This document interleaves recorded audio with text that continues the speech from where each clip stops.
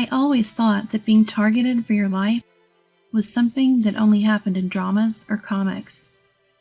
Never did I imagine that I'd actually find myself in such a situation. The events of that day are still etched in my mind, accompanied by a deep sense of fear. Today, I want to share the most sinister form of harassment I've experienced from my mother-in-law, or Mill for short. My name is Catherine. I'm 30 years old. I'm a homemaker taking care of my family. I live with my husband Tyler, who's a sales rep, and our 10-year-old son Lauren. I met Tyler 3 years ago through a mutual acquaintance at a company where I was working at the time. He's a good guy, previously married. Want to meet him?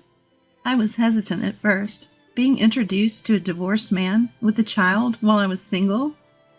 But when I met Tyler and Lauren, they were both so genuine and adorable that I was completely smitten. Tyler and I hit it off immediately and got married within 6 months. Lauren quickly warmed up to me, and the three of us became a close-knit family. Weekend drives, family camping trips. For 3 years, every day was fulfilling. Finally, the moment we'd been waiting for arrived. Big news, you two! We're having a baby! Really? Thank you, Catherine. Is it a boy or a girl? It seemed like we're expecting a girl. I couldn't wait to hold my own child in my arms. Let's do our best together. I'm going to be a new mom again. I talked to my unborn child every day. Everything was going smoothly. I thought so, and never doubted it. Or so I thought, until my father-in-law, who had been seriously ill, passed away, and my mother-in-law started acting out. About 2 months after his passing, mother-in-law began summoning me to her home more frequently. Our apartment is only a 15-minute drive from her place, but being called over almost every day was stressful. Don't worry about coming every day. My legs should get better soon. Of course, mother-in-law. Let's get started. At that time, mother-in-law had injured her leg and was using a cane, even indoors. As her daughter-in-law, it was my role to help with errands and other chores. I didn't mind the work itself. I'm not one to shy away from physical labor. The problem was the constant complaints about Tyler's ex-wife while I was working. She was a terrible wife, always timid and inefficient. She couldn't cook to save her life. Meat was always tough and the soup was too spicy. Even her cleaning was sloppy. She couldn't even use a mop properly, let alone wring out a cloth. Her laundry skills were also lacking. She wouldn't hand wash items that needed it. The complaints were incessant and malicious. I had never explicitly asked why Tyler and his ex-wife divorced, but I wouldn't have been surprised if mother-in-law had something to do with it. My suspicions would soon become a reality. It was around the time I'd reached my 9th month of pregnancy, and my belly had grown quite large. I got a call from mother-in-law. Would you like to have dinner together? Could you prepare my portion too? At that time, it wasn't uncommon for the 4 of us to share meals. But that evening, I got an urgent message from Tyler. I'll be home late tonight. Go ahead and have dinner without me. Mother-in-law was clearly displeased that she wouldn't get to see her grandson. What's with this meat? It's so tough to chew. Did you buy the cheap stuff? Well, we can't always afford the best. And this soup tastes like water, worse than hospital food. I tried to keep the salt low. The atmosphere at the dinner table was terrible, thanks to mother-in-law's constant complaints. Lauren seemed quieter than usual, as if he wanted to finish eating and leave. After dinner, while I was doing the dishes, mother-in-law started whispering something from behind me. The bigger your belly gets, the further Tyler and Lauren drift away from me. Mother-in-law, is something wrong? He used to rely on me a lot right after the divorce. I'm sorry, I can't hear you well over the water. Everyone's leaving me! Mother-in-law? You're in the way. You're not needed. I turned around to see mother-in-law raising a frying pan. Get lost, you worthless wife! What are you doing? Tyler's shout stopped mother-in-law in her tracks. Stop it, Mom! What are you trying to do to Catherine? Tyler had come home just in time. I was so shocked that my legs gave out, and I collapsed. Memories from the past few months flooded back into my mind. It started around my 6th month of pregnancy. Mother-in-law began visiting our home more frequently, making me constantly on edge. I never knew when she might drop by unannounced. I couldn't afford any slip-ups or oversights in my housework. Even my clothing couldn't be too casual. It was a series of restless days. Most of the conversations with mother-in-law revolved around my pregnancy. How's everything going? It's a girl, right? Is everything on track? So far, so good. I'm keeping a close eye on my weight. I was initially glad she seemed so concerned. At first, I honestly thought so. But as time went on, her behavior became increasingly unsettling. I had been strictly advised by my obstetrician to avoid excessive sugar intake. Too high of blood sugar levels could affect the baby. I thought I had communicated this to my mother-in-law repeatedly. Yet, she would say, "Here are some sweets I brought, and I got some fruit. It was on sale." It was hard to refuse when she offered them with a smile. And every time I did refuse, explaining why, she'd get clearly upset. As my belly grew, mother-in-law's interference intensified. "I can do the cleaning. You should relax, Catherine." Such offers seemed helpful at first, but when I looked around the room after she left, wait, where's our photo from last year's trip? The whole frame is gone. Important items would go missing, and quite frequently. "Oh, sorry, Catherine. I broke another plate." "It's okay, mother-in-law. Are you hurt?" "I'll clean it up." Dishes and glasses would get broken. My distrust of mother-in-law grew stronger and more irrepressible. Naturally, I talked to Tyler about it. "Do you think she doesn't like me deep down? I feel some hostility from her." "I'll subtly check it out. Sorry you have to go through this." Thanks to Tyler, who was always on my side, I managed to get by. Around my 7th month of pregnancy, my belly had grown significantly, and the strain on my back was increasing. Despite this, mother-in-law started summoning me to her house frequently again. She'd make me do chores, citing her aching legs or bad stomach as reasons. Sometimes she'd even say she was going out with friends and needed me to handle the housework. If I tried to resist, saying I was also struggling, she'd get furious. Pregnancy isn't an illness. How cold-hearted. What a disappointment. Doing the chores, even if they were tough, was better than facing her wrath.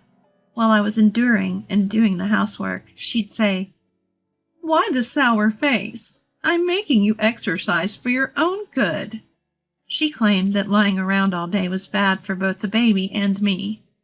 I understood her point, but I wanted to do things at my own pace. Unable to argue or show my feelings, I went through truly difficult days. If chores extended into lunchtime, I'd eat at mother-in-law's house. Sometimes she'd prepare lunch for me, but when she did, "Here you go. It's just store-bought, but it's not bad." The food she served was clearly spoiled. If I didn't eat it or pointed out it was rotten, she'd scold me. "If you don't like it, don't eat it. When after I went through all of the trouble of preparing it." She frowns and taunts me. No amount of apologizing would make her forgive me. During these tough times, Lauren was my emotional and physical support. "I can do the mopping for you. Bending over must be hard, right?" "Thank you, Lauren. You're a lifesaver." Lauren was a perceptive and smart kid, always helping me out. The only one who wasn't fun was mother-in-law. She always tried to win her grandson over. "How about some candy?" "Never mind, Catherine." She tried to lure Lauren with juice or an interesting cartoon. But Lauren would say, "I'm good. Don't worry about it." Then she'd say something cold. The colder she was to me, the more she was disliked by her grandson. Of course, Tyler was always on my side. Whenever he had a day off, he'd visit mother-in-law's house and scold her multiple times. "Stop making Catherine do all the work and feeding her spoiled food." "I've never done such a thing. Tyler, you're being deceived." "What would Catherine gain from deceiving me? You're really losing it, Mom." "Are you saying I have dementia or what?" And so the relationship between mother-in-law and us deteriorated day by day. Around my 8th month of pregnancy, when I was mentally and physically drained, a stranger approached me while I was shopping. "Excuse me, you're Tyler's wife, right?" "I'm actually his ex-wife." Unexpectedly, I was approached by Tyler's ex-wife. She said she had something to talk about, so we went to a nearby cafe. Just like mother-in-law had described, Sophia was a quiet and reserved person. But what she told me was unbelievable, completely opposite to her demeanor. "She tried to take my life." "What? She tried to kill you?" "By she, I mean mother-in-law, of course," Sophia said. She told me that she had faced various forms of harassment from mother-in-law while pregnant with Lauren. Being fed spoiled food, forced to do endless chores, and scolded if she resisted. It was a miracle that Lauren was born healthy in such a toxic environment. The harassment continued even after giving birth. I was treated like an intruder. Mother-in-law took Lauren away from Sophia and kept piling on the chores. Then one day, I felt a strong impact on my head and collapsed. A pot that was stored up high had fallen. That's what mother-in-law told the authorities. But I couldn't believe that was all there was to it. Sophia suspected mother-in-law had done something to her. Tyler couldn't change the situation. So Sophia, sensing danger, chose to divorce him. She left Lauren with Tyler due to her financial instability. Sophia repeatedly warned me to be cautious around mother-in-law. "Please be careful. Take whatever precautions you can." "Thank you for your concern. I'll do my best."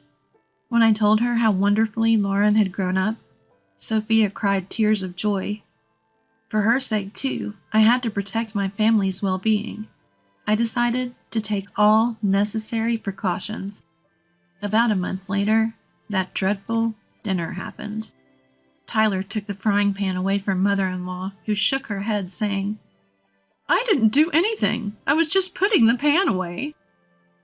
That's when Lauren, hiding behind Tyler, glared at mother-in-law. "She's lying. I saw it. Grandma's lying." "I agree. It looked like you were trying to hit Catherine." "No, you're mistaken." "Shall we check then?" "Check? What do you mean?" I operated my phone and launched a special app. "What? This room is on camera?" I had cameras installed in the living room and kitchen. It was a precaution I took after Sophia's warning. When I played back the footage, there was mother-in-law trying to hit me with the frying pan. "Mom, explain yourself." Cornered, mother-in-law was now almost in tears. I was just jealous that you were taken away from me." Her reasoning was utterly selfish. She had hoped to live with Tyler again after his divorce, but was disappointed when he remarried so quickly. She felt robbed of the chance to have her son and grandson all to herself. Mother-in-law kept repeating these selfish claims. "How dare you come into our lives and steal everything?" Both Lauren and I felt disgusted by her words. Tyler's face turned red with anger. "How could you say that to my mom? Apologize. Apologize now." That day, after a heated argument, mother-in-law was kicked out of our house. Later, Tyler declared he would sever all ties with his mother. "I will never see Mom again, no matter what. And no financial support either." "Wait, please, I'm sorry. I've learned my lesson." It was no surprise that Tyler was furious. Part of his anger stemmed from the fact that I had told him everything Sophia had shared with me. Until then, Tyler had never thought his mother could harm Sophia. Realizing he had been wrong all along, he was visibly frustrated. Don't ever show your face to us again. Got it? With that final word, mother-in-law left, tears in her eyes. A few weeks later, I gave birth to a baby girl without any stress. Life has been peaceful, and we're enjoying our time with the newborn. As for mother-in-law, she seems to be struggling financially since losing her son's support. She's working part-time, but is reportedly having a hard time dealing with harassment from a younger manager.